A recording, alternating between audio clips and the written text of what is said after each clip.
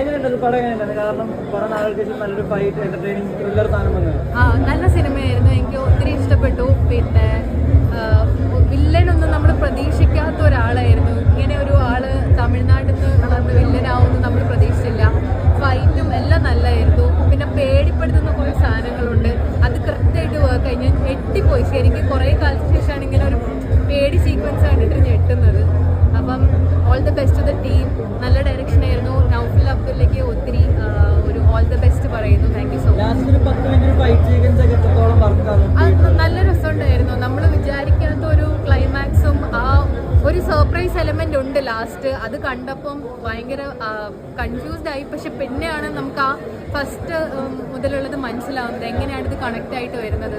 അതൊരു surprise element തന്നെയാണ്. നിങ്ങൾ തിയേറ്ററിൽ തന്നെ വന്നിട്ട് സിനിമ എന്തായാലും കാണണം. നല്ല ഹൊറർ കോമഡി ആയിരുന്നു.